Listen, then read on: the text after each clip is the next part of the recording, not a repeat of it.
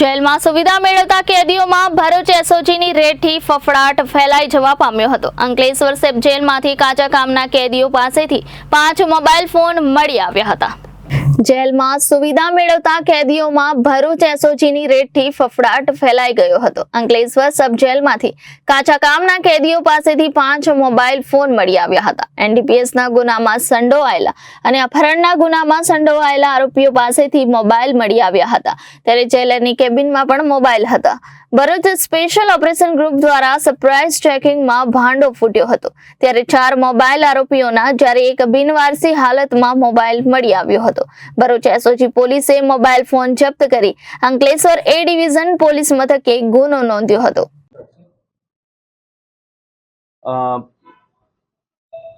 भूतकाल में गुजरात की जेलों में से मोबाइल का उपयोग करके कैदियों द्वारा गुनाहित प्रवृत्ति करने की घटनाएं ध्यान में आने पे इसके तकेदारी के रूप में माननीय रेंज आईजी वडोदरा रेंज तथा एसपी सर भरूच द्वारा सूचना के तहत एसओजी पीआई और उनकी टीम ने गत रोज अंकलेश्वर सब जेल में सरप्राइज चेकिंग की कार्यवाही हाथ धरी थी।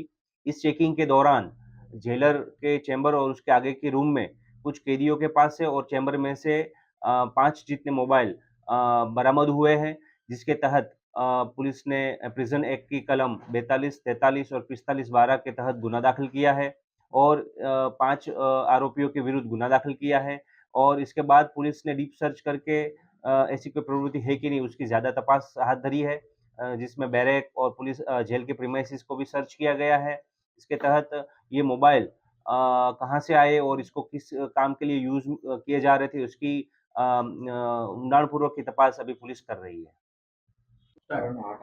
ભૂતકાળમાં ગુજરાત રાજ્યમાં અગાઉ જે જેલમાંથી મોબાઈલ ફોનનો ઉપયોગ કરીને જે ગુનાખોરી અને ગુનાહિત પ્રવૃત્તિમાં થવાની જે હતી એ બાબતે માનનીય આઈજી સાહેબ વડોદરા રેન્જ તથા ભરૂચ એસપી સાહેબ દ્વારા સૂચનાઓ આપવામાં આવેલ હતી। આ અન્વયે ગતરોજ એસઓજી પીઆઈ તથા તેમની ટીમ દ્વારા અંકલેશ્વર સબ જેલ ખાતે સરપ્રાઇઝ ચેકિંગ કરવામાં આવેલ।